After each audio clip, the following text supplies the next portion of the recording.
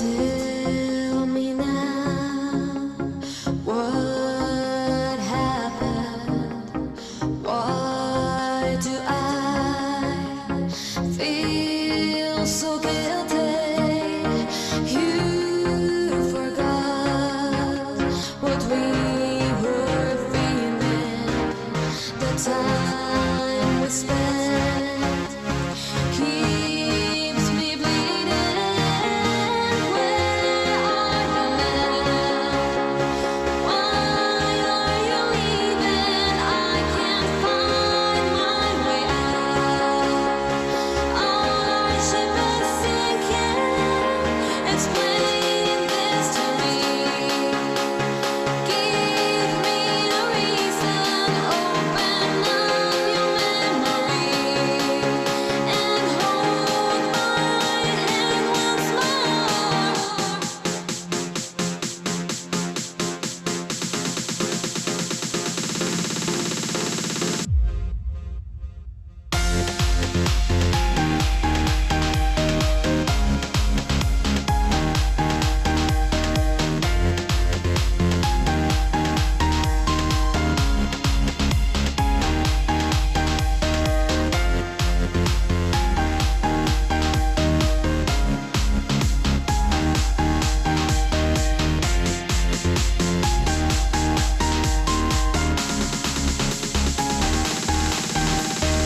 Tell me now what happened. Why do I feel so guilty? You forgot what we were feeling. The time we spent keeps me bleeding. Where are you now? Why are you leaving? I can't find my way out. Our ship is sinking. Explain this to me.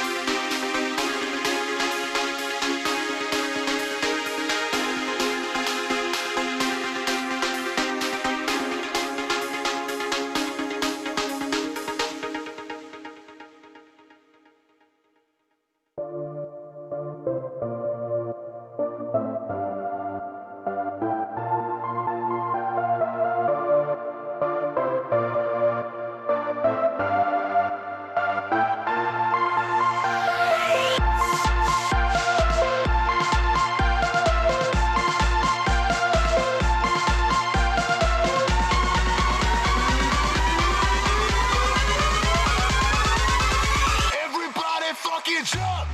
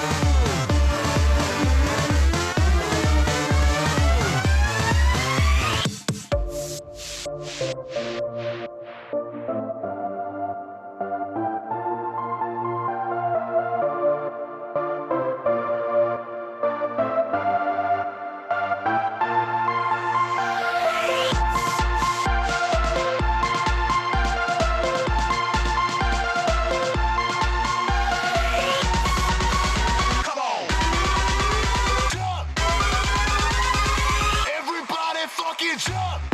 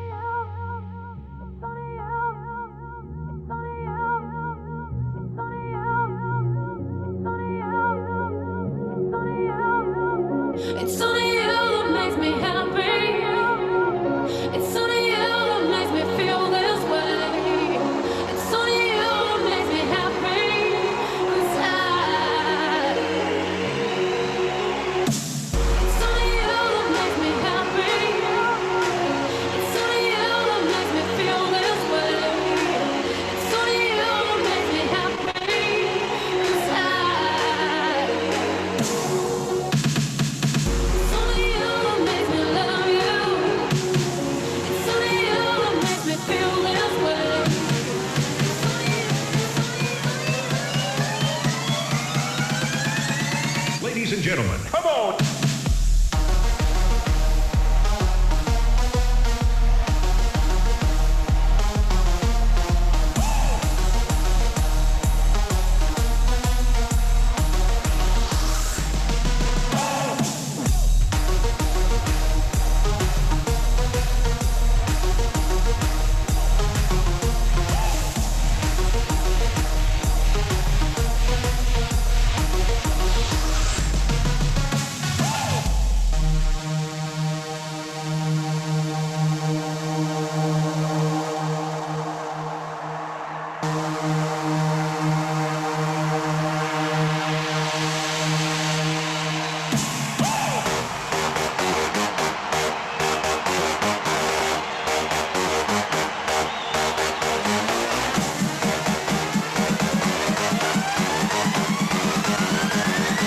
Ladies and gentlemen, come on!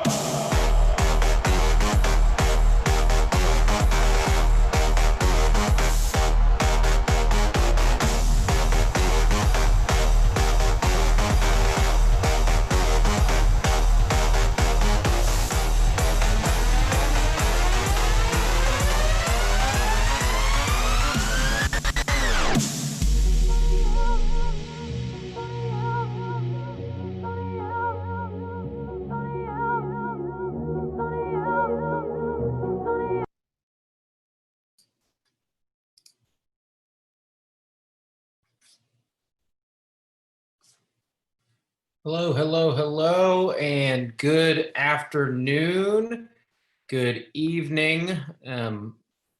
Welcome to our webinar, our panel. This isn't going to be like one of our normal webinars that we've been doing, because this is going to be really focused on giving voice to some of our amazing and world-class teachers. For those who don't know me, I'm Corey. I'm the Chief Communications Officer in Leander ISD. I'm very excited to lead us through this panel. I'm the husband to a teacher. My wife is an English teacher, and she just finished her first semester in the master's program at the Teachers College at Columbia. So I'm rocking my Columbia polo in support of my wife, and as a symbol of, you know, just teachers everywhere who are the most hardworking and caring people. They care about other people's kids like they're their own. And you're going to hear some of that today as we host a panel of summer school teachers. A lot of people think the most recent experience that we have in virtual learning in Leander ISD is through the spring of last year, but no, we had many teachers teaching students over the summer, and you're going to hear from what their experiences were this past summer in summer school. We have the translation services on right now for our Spanish speaking audience. I'm having a little technical difficulty getting that set up, so I apologize if you see me scrambling. For those on our Zoom, we're so excited to offer and have Isabel in here to be able to translate in Spanish. I'm going to go ahead and get us started. I'm going to introduce our panelists. I'm going to ask them a question so they can introduce and let them know a little bit about who they are and share that with you. And we're going to start off with Carrie, who joins us from Leander, well, from her home or virtual place, but she's a teacher at Leander High School, and she taught English over the summer. Carrie, what can you share with our viewers, with our parents, about your experience with summer learning?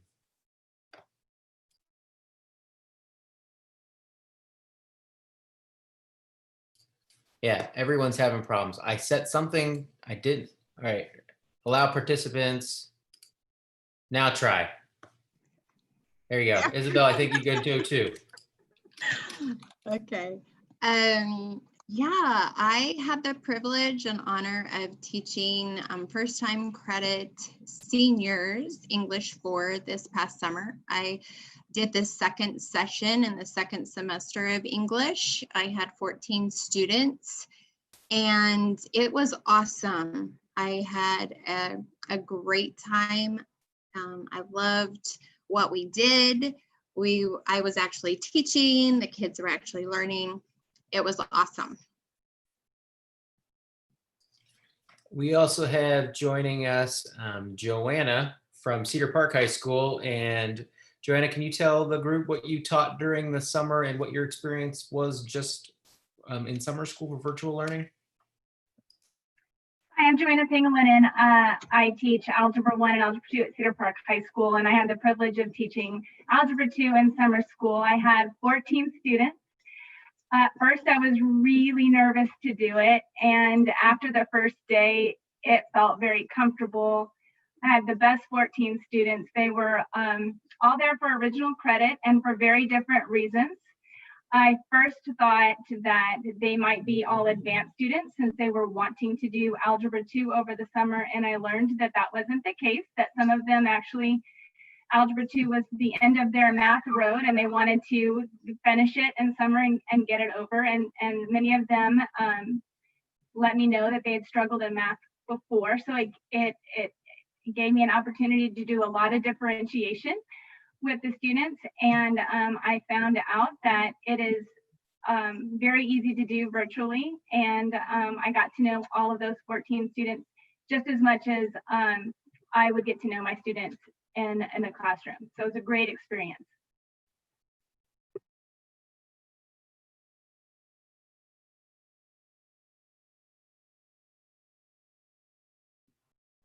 Corey, you're muted. You know, for all the Zooming I do, you'd think I'd be good at not being muted, but I still do it probably once every time we do this. Lacey, you're joining us from your home, but Rutledge Elementary when you're teaching ICAP and SLE. What were you doing during summer learning? And tell people what your experience was as just a general overview to get us started. Okay, awesome. So I am Lacey Jones. I teach SLE, which for those of you that don't know, it's the structured learning environment for typically students who have a low incidence disability such as autism or have are developing their communication skills.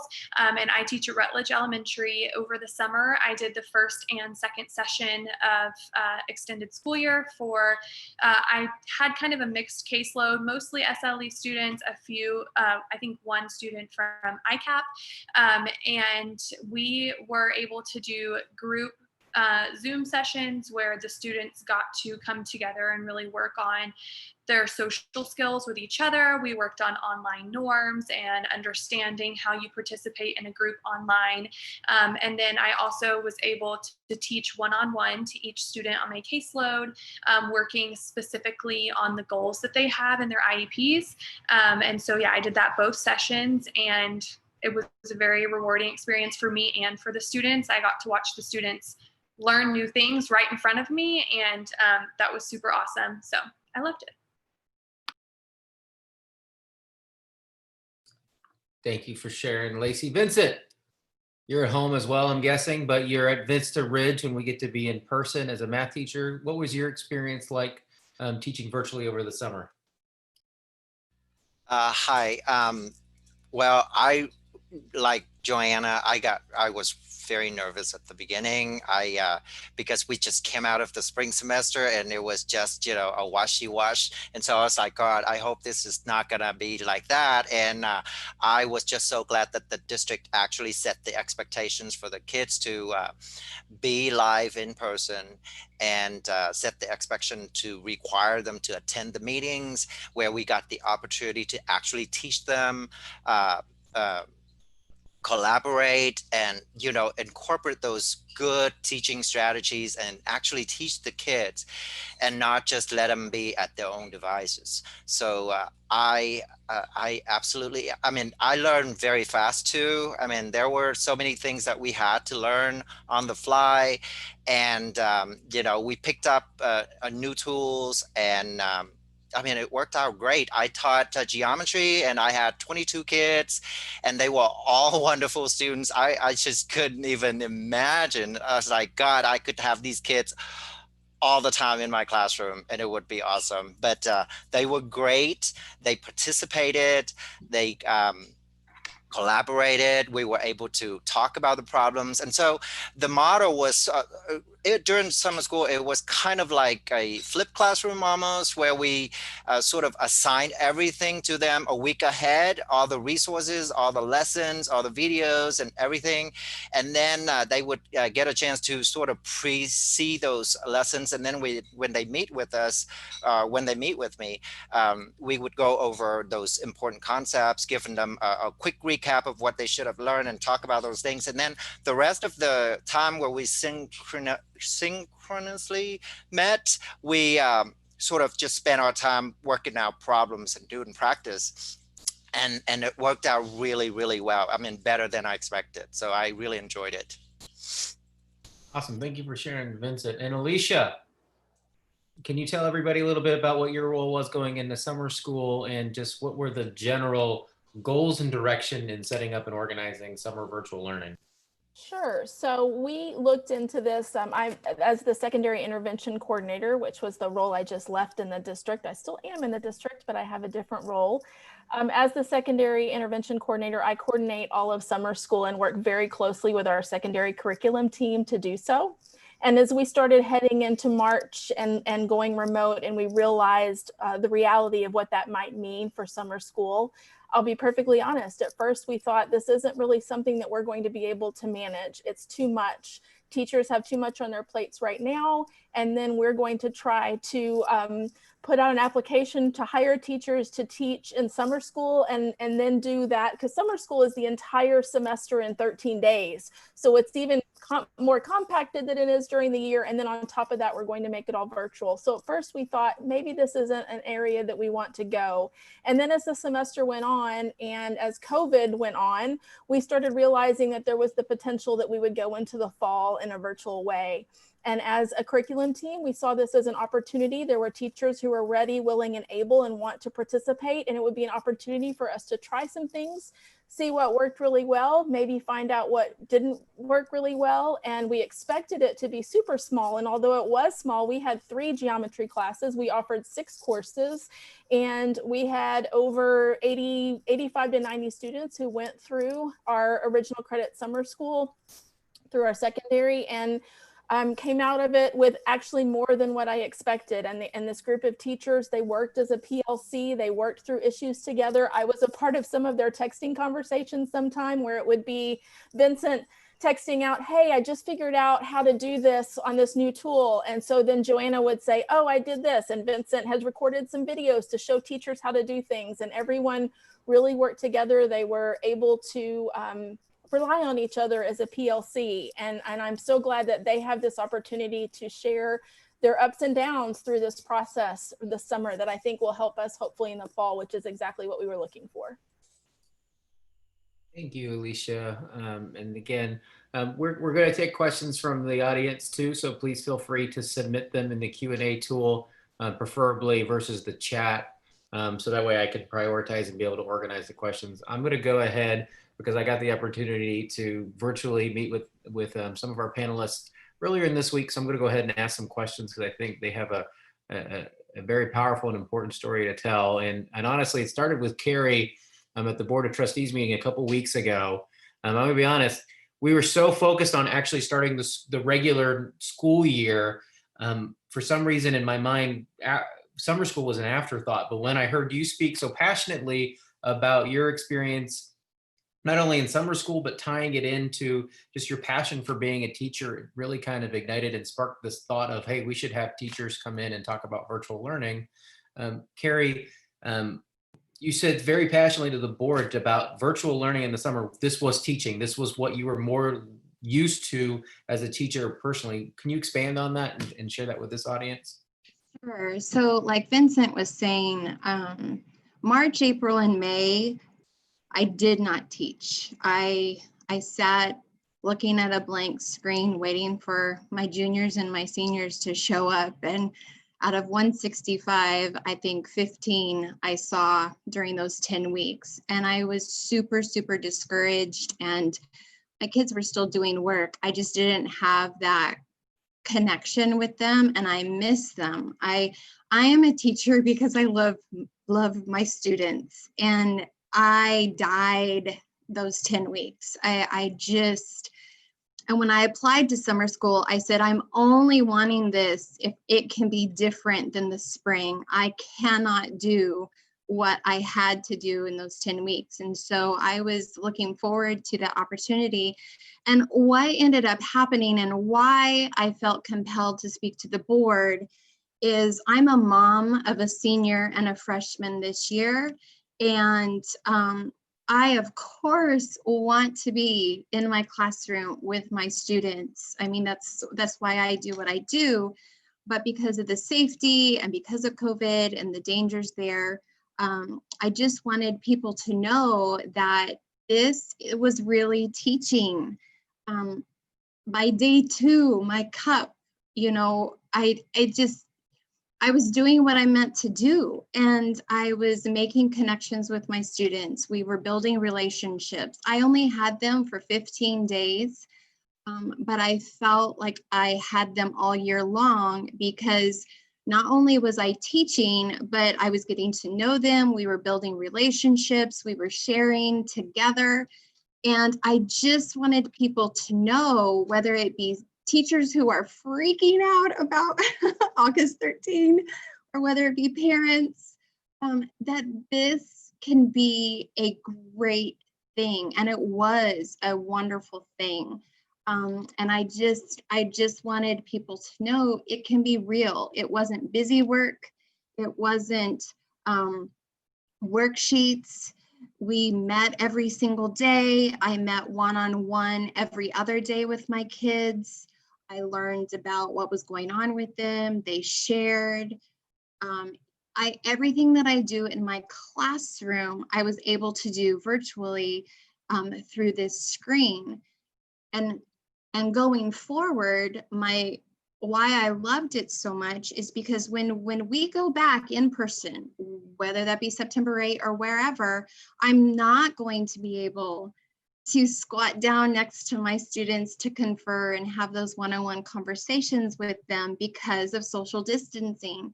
What I loved about virtual, I still could do that with my one-on-ones, and we were able to still communicate. I was able to, hey, where are you struggling? Or I noticed you didn't turn this in. How can I help you? It was powerful, and it can be powerful. And I know there's a lot of trepidation right now, but I'm super excited for August 13th. I'm anxious to meet all my kids and begin building this normal relationship and rapport and learning environment that during the summer was awesome. And it makes me cry, it makes me emotional because I miss that for this spring. I didn't have that. And so I was so thankful to be a part of summer school and fill up my teacher cup. And I missed them that Monday when school was out. July 27, I was sad and I was lonely again. So I'm looking forward to August 13. I'm super stoked to meet my seniors. Thank you for sharing that, Carrie. We definitely wish your kiddos, because we know that many of us are also parents who are going to be leaving virtual learning, just like a lot of our viewers are. Joanna, what I really liked about hearing your experience on summer learning was just the routines you got in. And I think everyone on the panel fell in this too, but I remember you speaking when we had a chance to meet about the routines, especially on how to get to know, getting to know your students virtually and building relationships. And these were students that are not necessarily on your home campus. Can you talk about what strategies you used as a teacher and why was it important virtually to build and focus that time on relationship building? So at the very beginning, I sent all the students a Google form and just asked all kinds of questions. If, about their math, how they felt about math, but just about their family, about their personality, what activities they were involved in, all their likes and dislikes. So I had this information about them before our very first Zoom meeting. So it kind of was a way when we met with Zoom, I had a conversation starter and we would kind of go around the whole little Zoom room and talk about some of those things that they had answered. And so the students got to know each other just as they got to know me.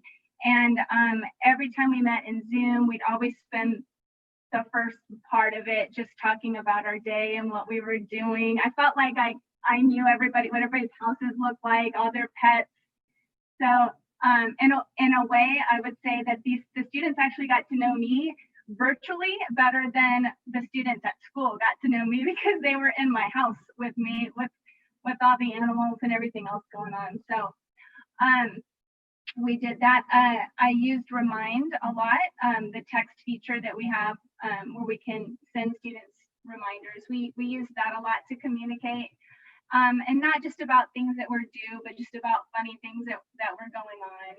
And even the students would send me questions, pictures of their math that they would be stuck on, and I would send them little pictures back, and so we had a really good time doing that. Thank you for sharing that, Joanna.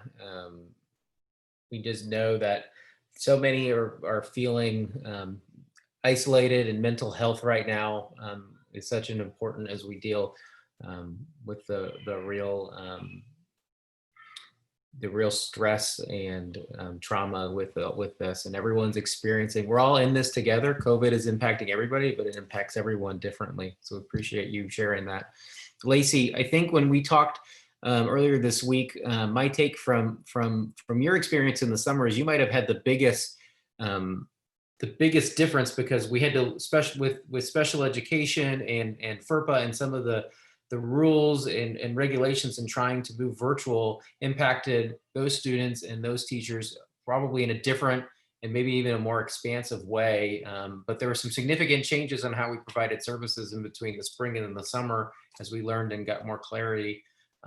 What can you share about what are the biggest examples of things we were able to do differently in the summer after we were able to learn and make judgment calls to best serve kids in a virtual environment who are on IEPs? Yeah, so in the spring and the start of spring, we were not really allowed to do the one-on-one direct teaching with our students who are receiving special education services.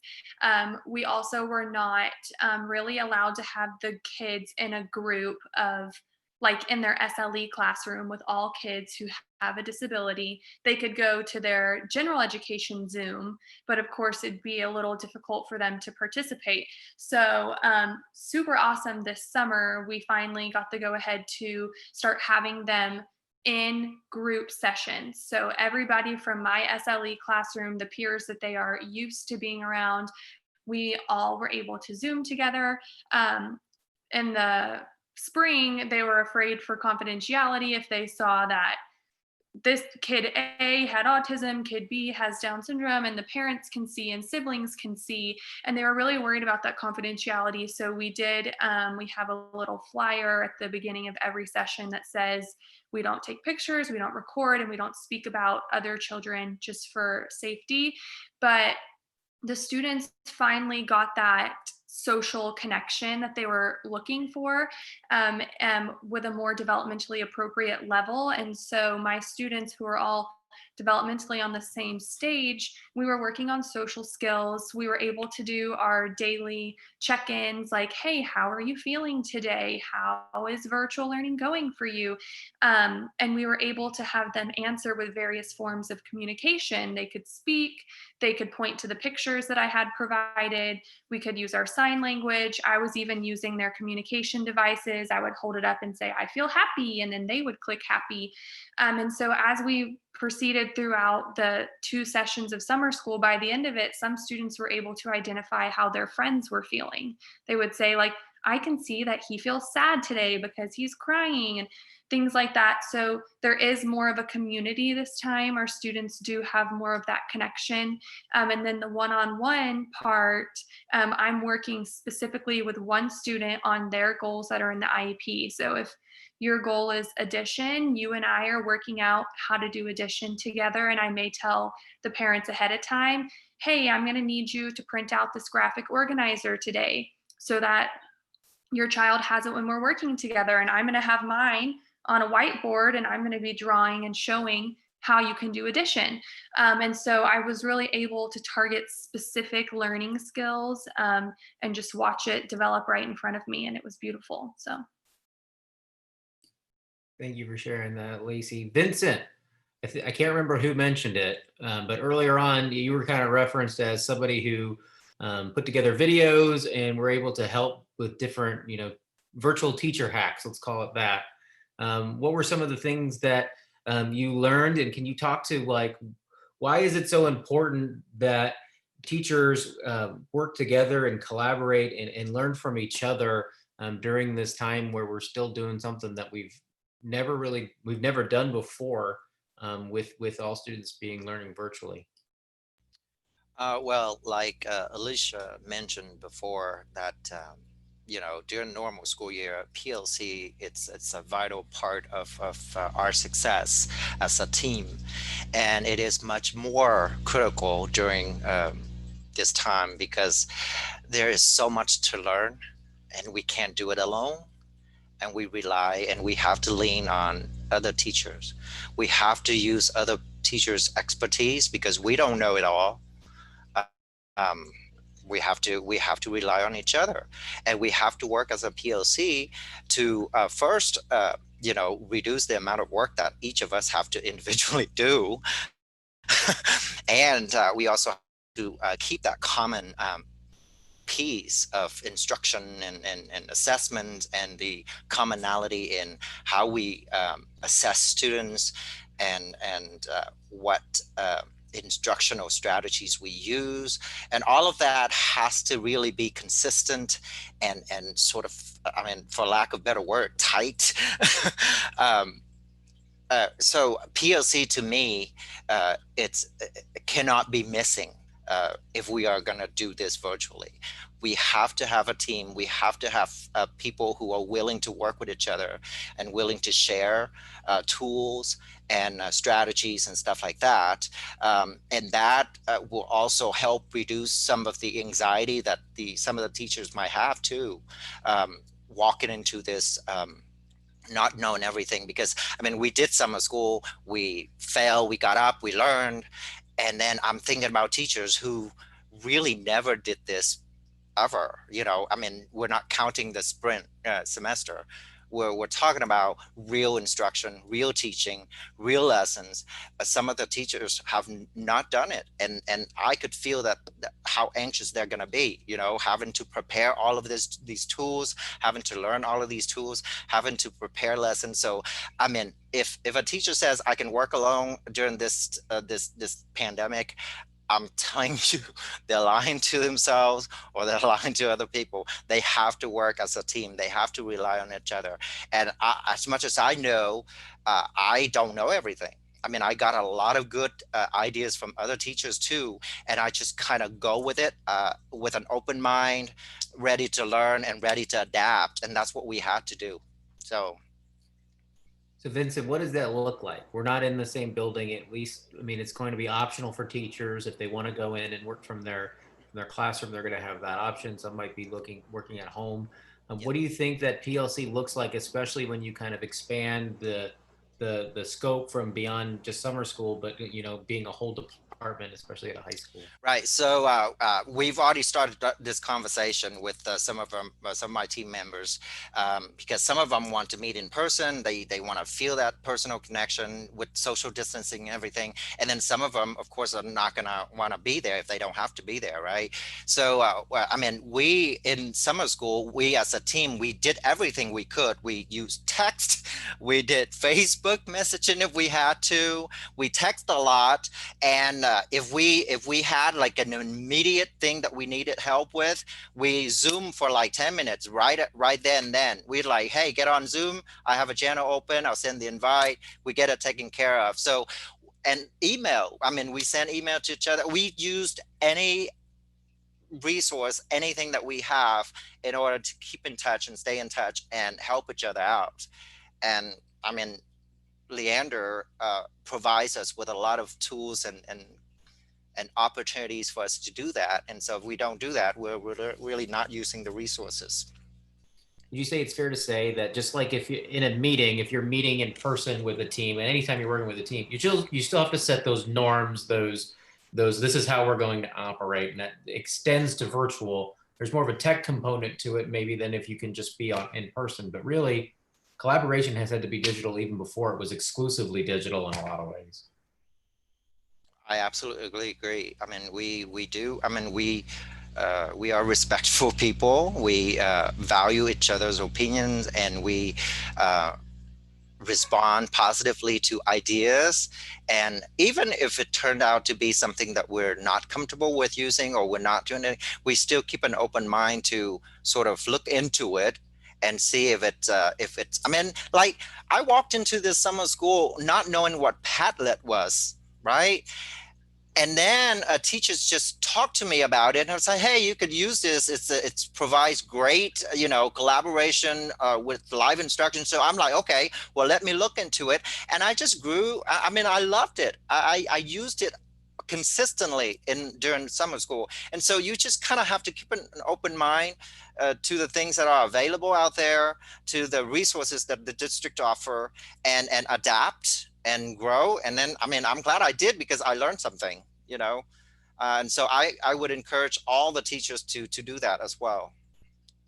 I can't think of any other industry or any other like line of work where we have asked people to completely change the way that they do on the fly. So I appreciate you sharing that, Vincent. Lacey, we know with virtual learning, and we have parents submitting questions, and as our elementary didn't work out, we didn't plan it this way, but you're kind of the elementary face of this.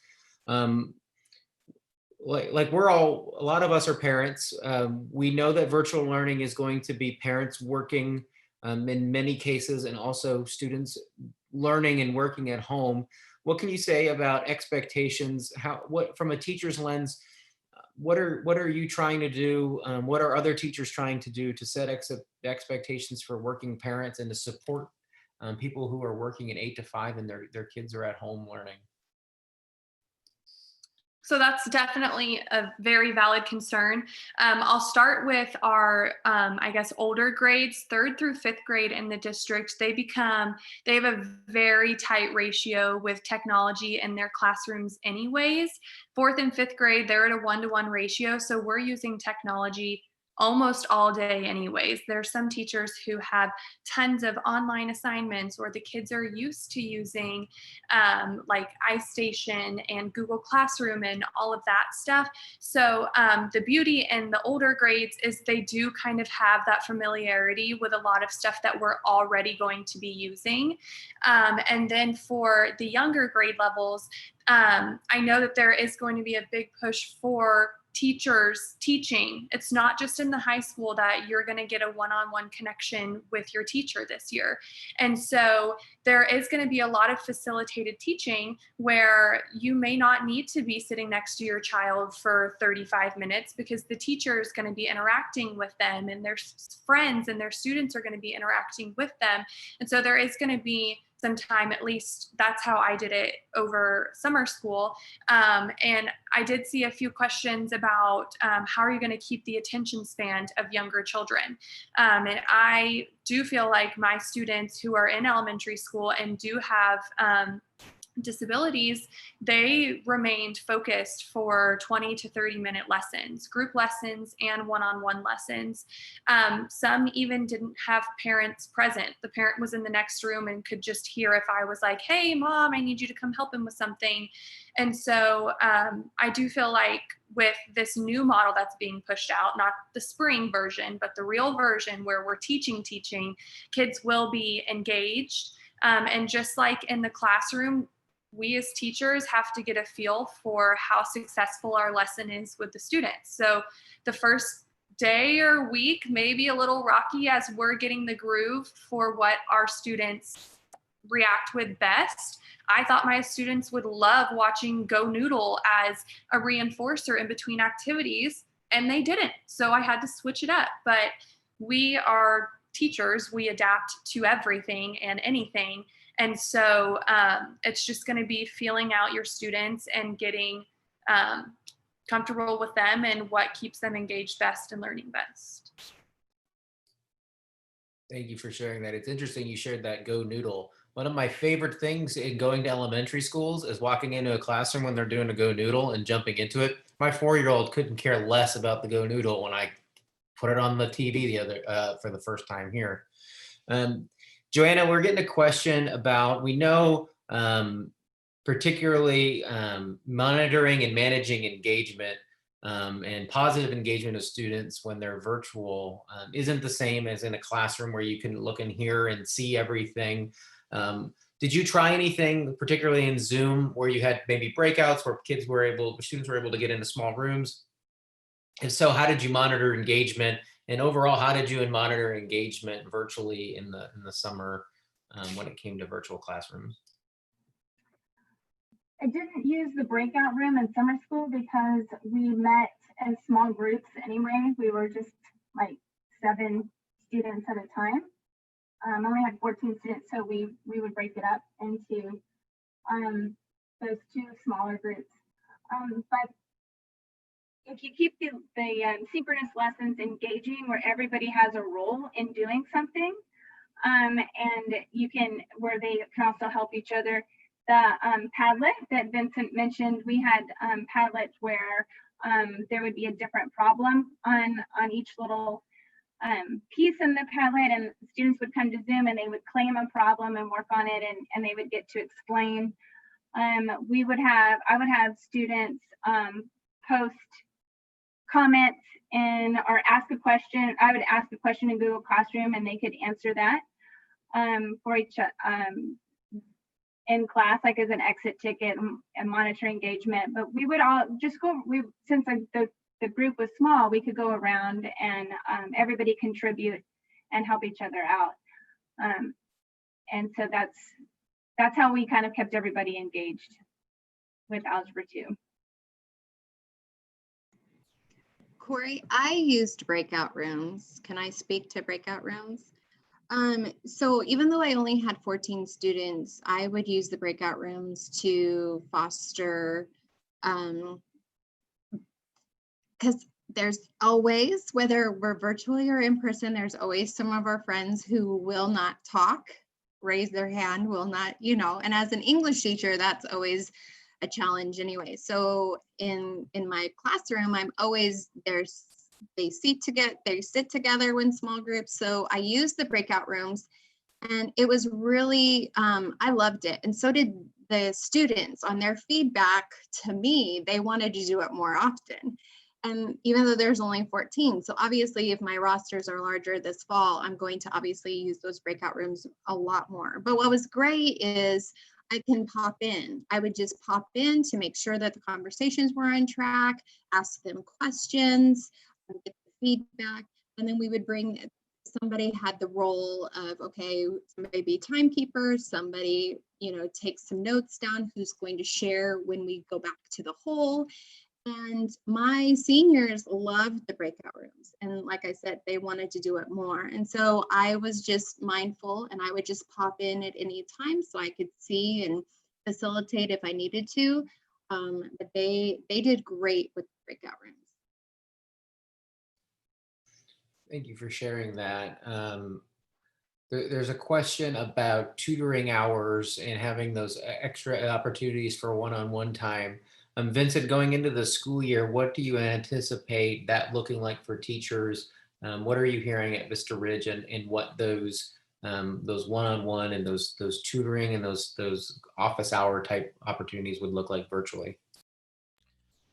So going into summer school, that was one of my top 3 things that I would focus on, is the availability of the teacher for the students, because I want to, we love parent involvement, but I don't want the parent to be the one teaching the kids at home, trying to figure out all of this stuff that they might not even know the answers to. So I would make myself available for kids to access as much as they need. Except for when I'm sleeping. But, it's just a quick, email, say, Mr. Nguyen, help me out with this problem. And I would respond in like a minute, helping them out, getting them over the hump right away.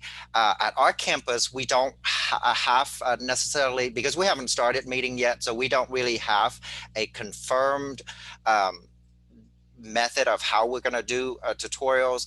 But I would suggest that, make sure that the teachers are available for kids and have resources that are accessible for kids to look up things, to notes, videos, anything that they need. All the lessons that they teach virtually should be recorded anyway, so that kids can access later on.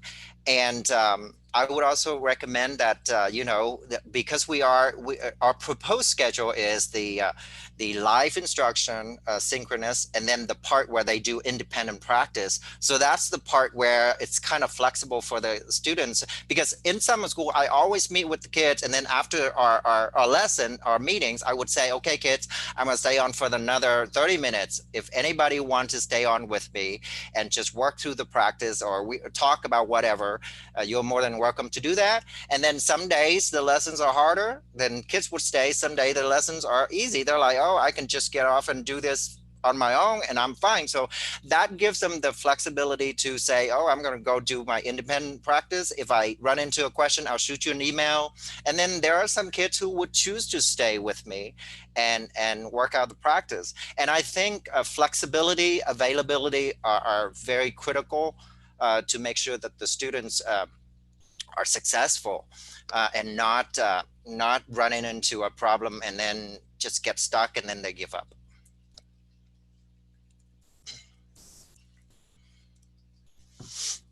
Thank you for sharing that, Vincent.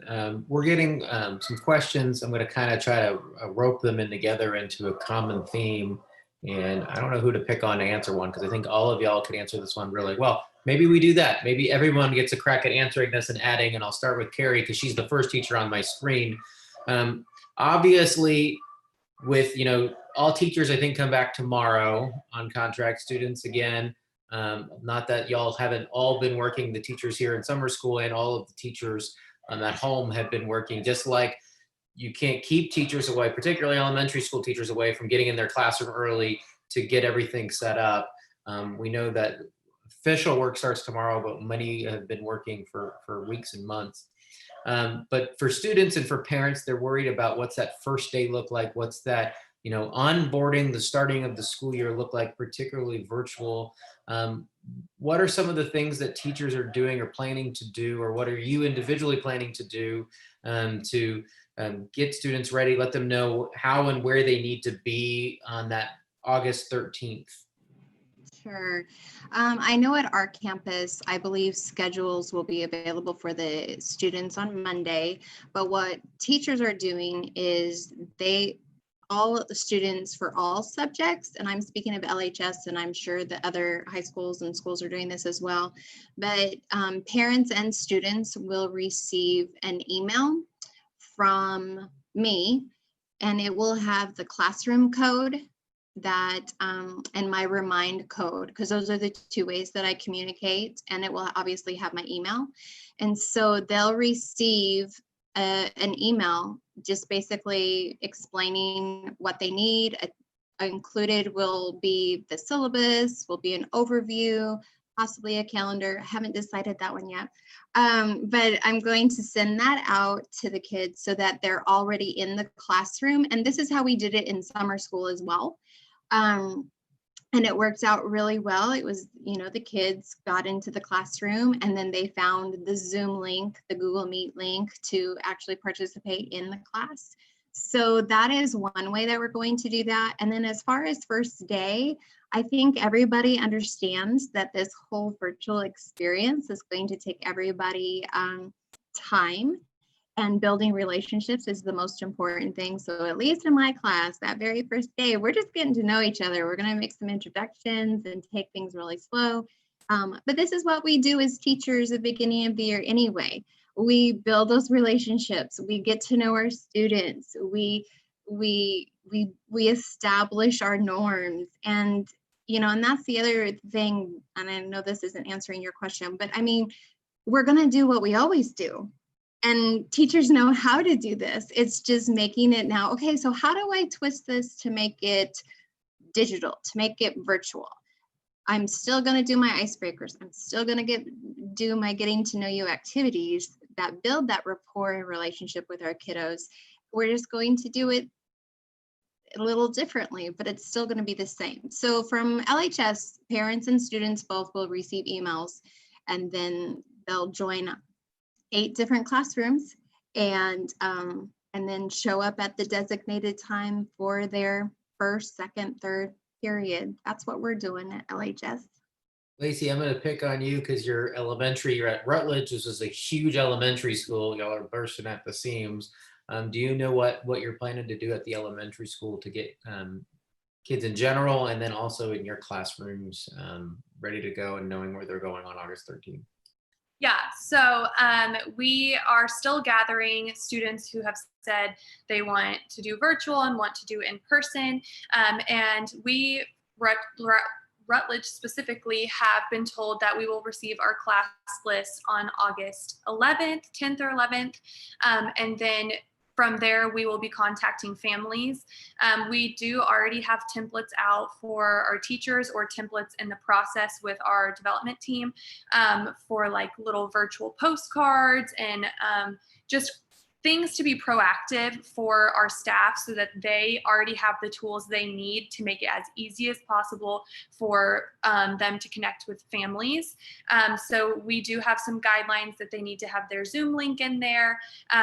They do have guidelines that the younger grades will be using Seesaw, the older grades will be using Google Classroom. Just developmentally, that was easier for them.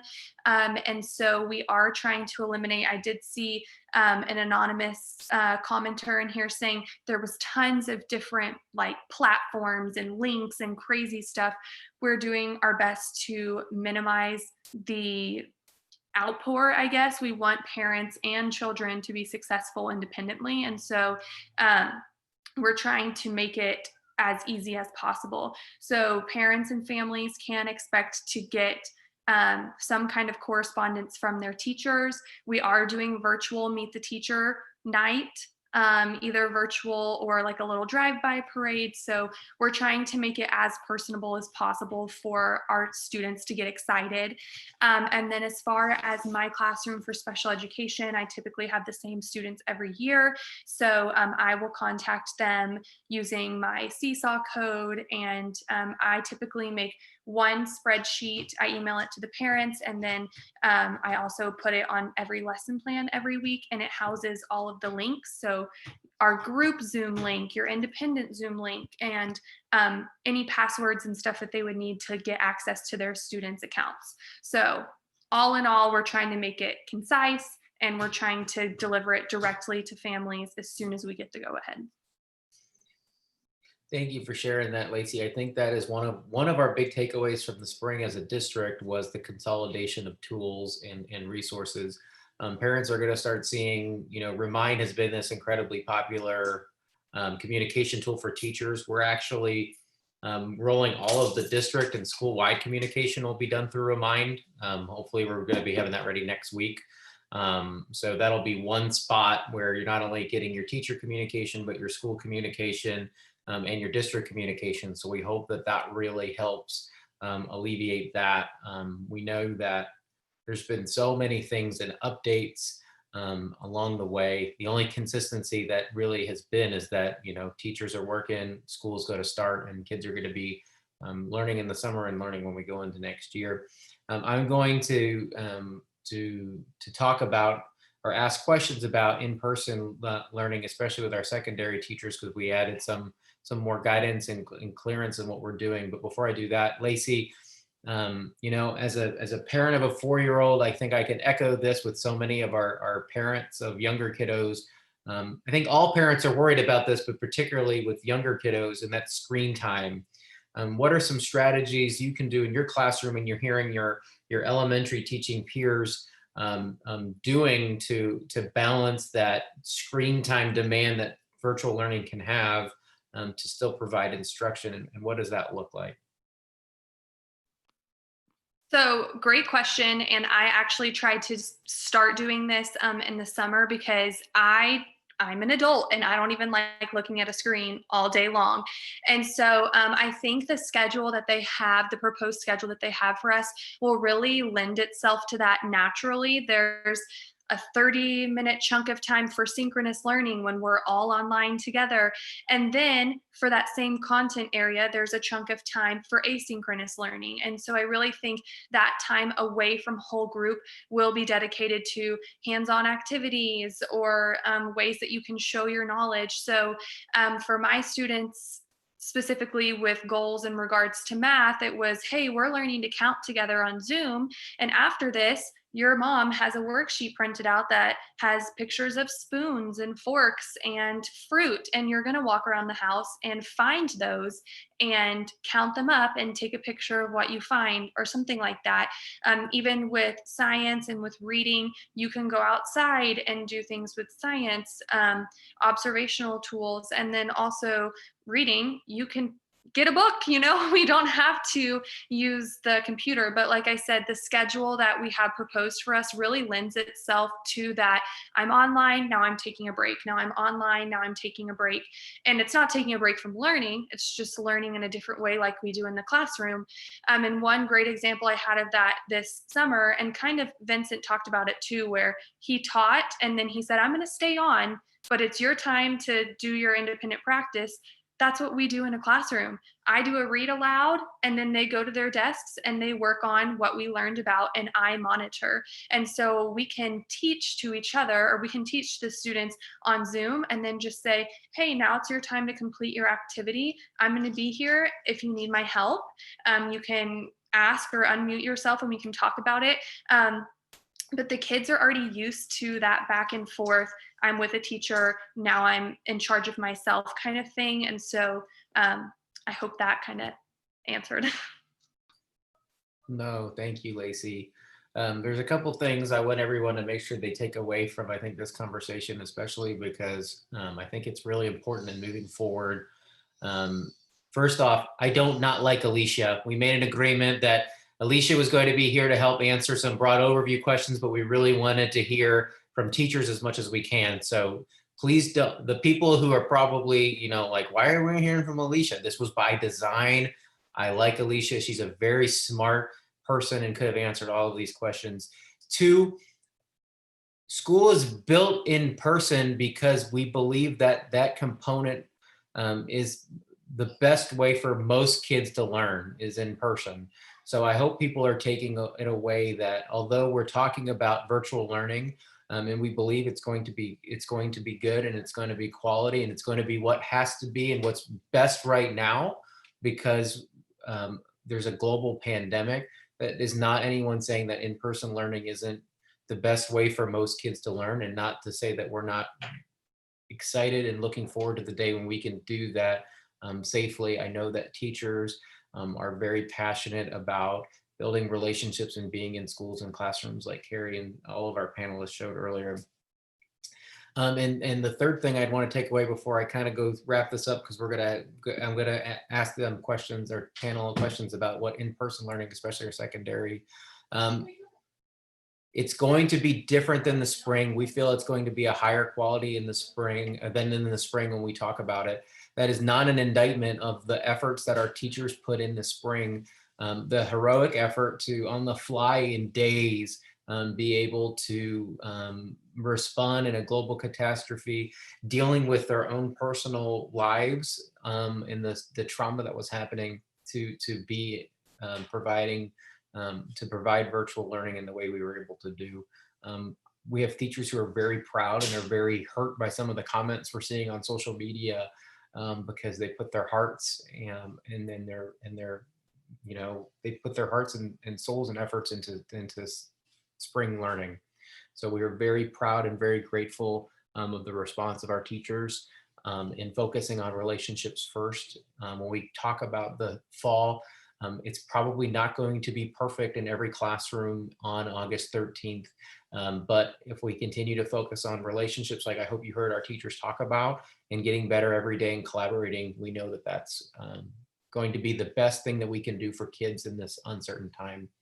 When I got a chance to talk with y'all on Monday, it was before we kind of put out this announcement on Tuesday about providing more clarity of what in-person learning would look like when we returned, and especially at the secondary level. And I got to be honest, as somebody who has been at the leadership level at the district and been on more Zoom calls and more conference calls than I'd care to ever admit to or would want to relive.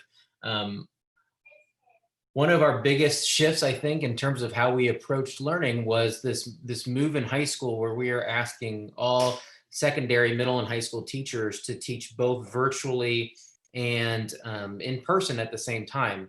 I can tell you the reason why the shift happened was because we were stuck between a rock and a hard place between two places. One, we are going to have to provide an in-person based on the state's requirement. We are going to have to provide every student who wants to be in person an in-person option at some point in time. We know that the best way to keep people safe while there's still a virus out there is to minimize prolonged contact and social distance, and especially when we're indoors. So how are we able with confined staffing and confined space where you can't control because you're giving choice within person, how do we control classroom sizes?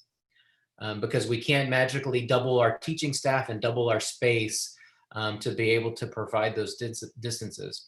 So I think one of the last things to fall, and it was because principals and school staff started coming back off of their time, their earned time off in the summer, and started being, this is the nitty gritty. How are we going to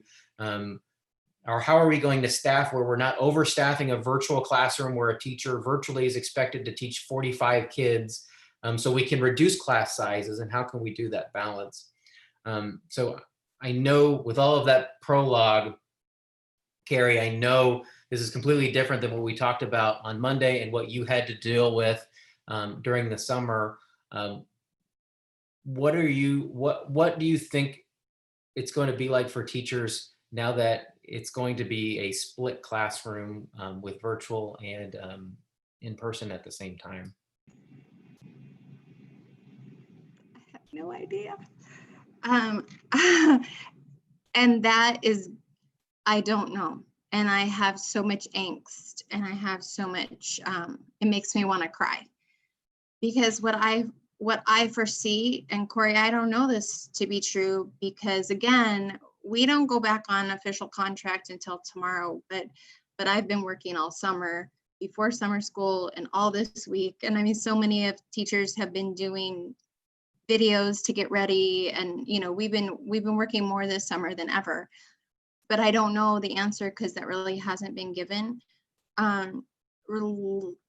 Just knowing how I taught summer school, but then thinking about September 8th when I'm going to have kids sitting in front of me, it freaks me out, because in order to teach my kids on Zoom, I have to be sitting here.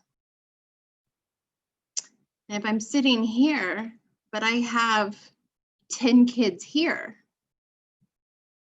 like, it's going to break my heart. And the thing is, the reality is regardless if I'm doing virtual and in person at the same time, I still can't have contact with those 10 kids sitting in my room, right? I'm still going to have to keep my distance. I still am going to have to, not be how I normally teach, which is going to be so hard, because when I see my kids, I want to give them a hug. It's going to be so hard. But what stresses me out is that I don't like to sit for hours on end either, and I did for my hour during summer school and then during my one-on-ones. And of course, teachers are going to do what we need to do. And we're gonna come up with ways of doing it. And so but that's what I foresee. I foresee that I'll have that projected on my screen, like my slideshow, like I do every day anyway, but I'm going to be back in the corner at my desk sitting in front of here, because when I share my screen with my virtual kids, I'm going to be sharing my screen with my in-person kids.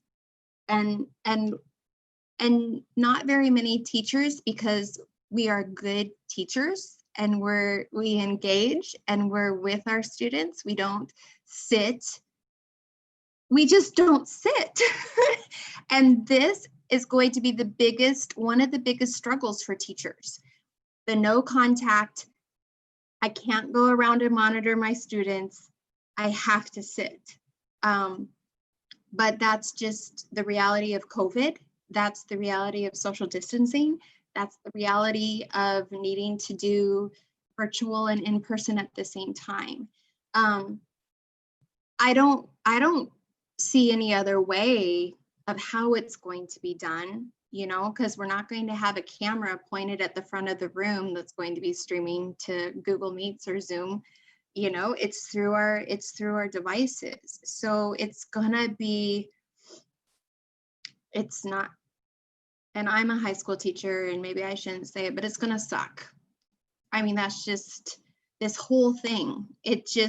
We're all in it together, and it's not good for any of us. But we as teachers, because we love our students, we are going to make it the best we can make it. And I just want to encourage teachers to have that open mind, and that even though it's different, doesn't mean it's worse, right?